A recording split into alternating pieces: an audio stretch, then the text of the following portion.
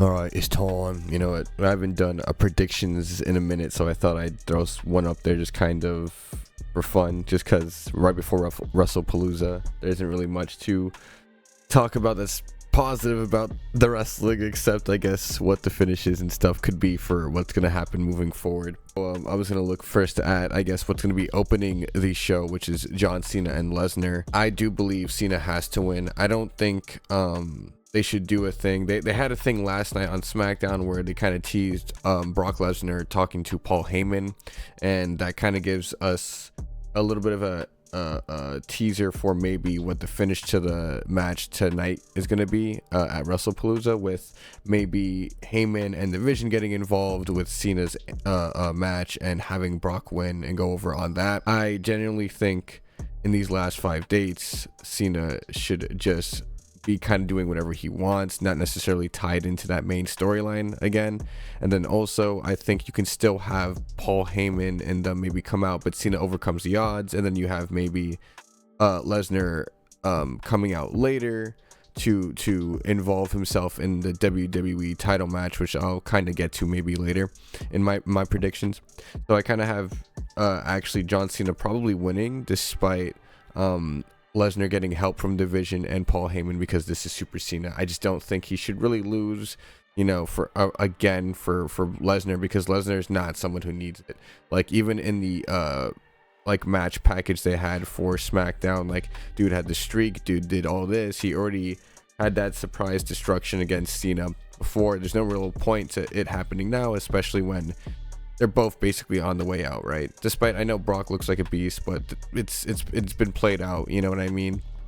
So I don't really think there's a point in him getting a W there. I don't think it pushes anything forward. You can still have Brock mix it up with a lot of other people, and Cena still getting the win over Brock. So I think Cena's gonna win over Brock in an overbooked but really fun and awesome match. Then I'm gonna look at the women's world title match between Io Sky and Stephanie Vacquer. This is probably gonna be my match of the night, actually, in terms of like bell to bell match.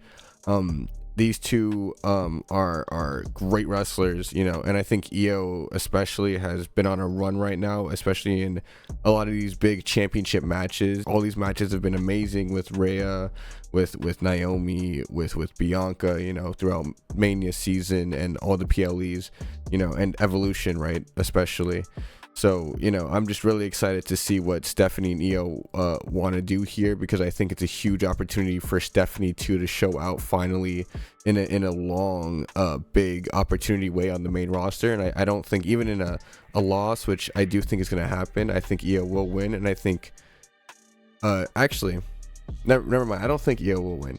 I think Stephanie might win, but I think it's going to be due to the Damage Control members coming out, or I should say not Damage Control, but Kabuki Warrior members coming out, Asuka and Kairi Sane, and costing Io this shot at the title against a rookie who maybe would have been a hard fought match, but it could have been a clean like victory for Io if no one got involved. And then you have that dissension that's happening within the Kabuki Warriors and Io Sky. So I do hope actually Stephanie makes some history, you know, wins the title in front of her dad, you know what I mean, gets to perform in front of him for the first time and get to do that, complete that story. You know, maybe we'll have people chase her for the title for a little bit. You know, I think it would make more sense to have Io win, but I think that the story may be more important to have Asuka, Kairi, and Io kind of going through that dissension, and then maybe Stephanie might not even hold it for a while, but just have that initial win to really establish her presence and that she's not playing around. Match number 3 I'll look at is going to be the tag match between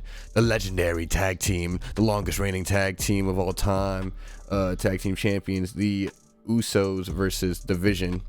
I thought this was going to be opening the show, but I guess since they want to really like have this be a Mania level thing, we're going to have like a really strong opener and closer. I guess this is kind of the match I'm the least interested in, just because they've been all kind of touching hands the whole program throughout everything else, and it's kind of felt really underwhelming, kind of like everyone's spinning their wheels, kind of waiting for CM Punk and Seth Rollins to be kind of done playing Double Date. Beyond that, I do kind of see the Vision going over here, just because I do believe that despite Jay and Jimmy being legendary Usos and stuff like that, I do think there's some sort of dissension that is happening, that Jay is emulating Roman and the negative qualities of Roman during his big monster run, where he was being manipulative and just trying to use everybody. And I think that is going to hinder this match going forward. They might be on the same page, but it's going to be Jay who's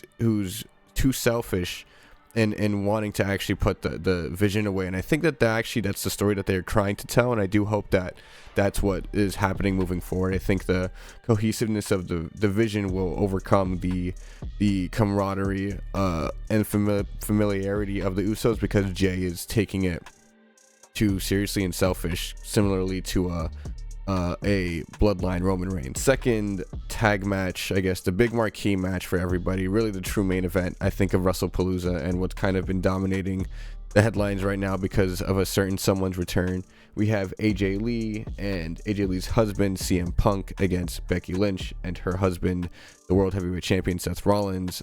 Becky Lynch, the IC champion, respectively. Here is where I think it gets interesting, because I actually do think there's going to be some sort of involvement maybe with Bayley.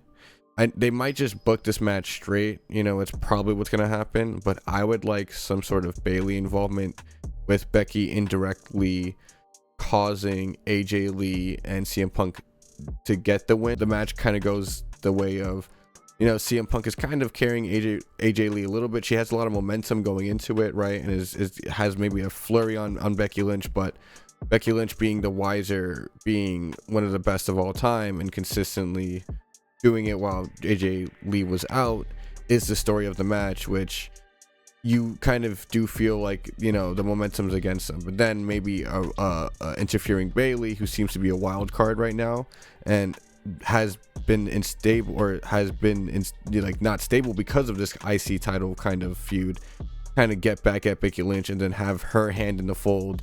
Kind of her connection to AJ Lee is there as well, so then we can have a really interesting web for this IC title that not only has AJ Lee going over Becky, but Becky still looks decent, in defeat, because it's someone else coming in to interfere, and AJ Lee just doesn't just look like an untouchable god who hasn't been there, for years, but is now back somehow and is just as good. I don't know if they'll do a thing where CM Punk wins off Seth, just because I don't feel like they want to do the CM Punk Seth Rollins thing again immediately. I think they want Punk to kind of chase it into like Mania or something like that, but also with like other guys like LA Knight getting really hot, things can obviously change. But I do see AJ Lee and CM Punk winning due to shenanigans from Bayley and or maybe Lyra getting involved as well, actually. And maybe there'll be some stuff with division as well. It can be a whole overbooked mess, but I see more of a thorough line with the women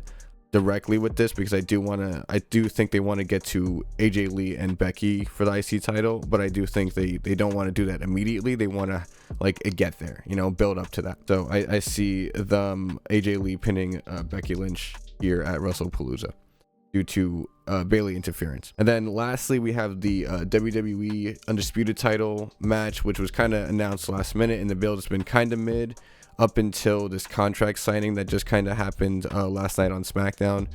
We have Cody Rhodes versus Drew McIntyre for the title. I don't think Drew's taking it. They could do a surprise thing, maybe, where it's like Cody just got the belt back, and everyone kind of assumes he will go on another long run, and he looks jacked and everything. But maybe the ticket is in the chase for Cody. But for predictions, I do kind of see Cody winning it in Cody fashion.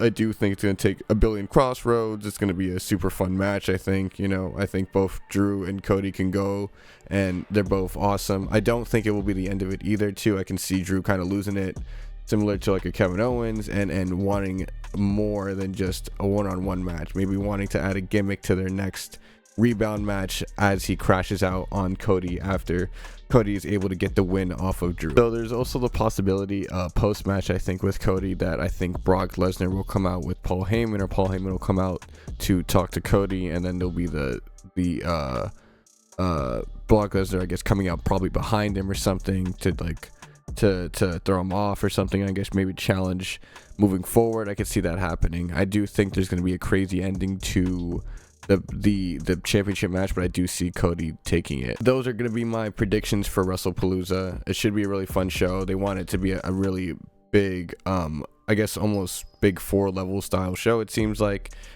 Triple H kind of posted a bumper kind of seemingly reintroducing wrestling and WWE into that ESPN audience. So there is like a huge audience expected for this, similar to like the Raw premiere on Netflix, similar to, you know, last couple of Manias and everything. So we'll see how they book the show and if they'll pull out all the stops for everything. Those are my bold predictions for the show. Let me know what you guys think about everything. If I'm wrong, if it's more interesting than the show, or if my heads are in the clouds, let me know.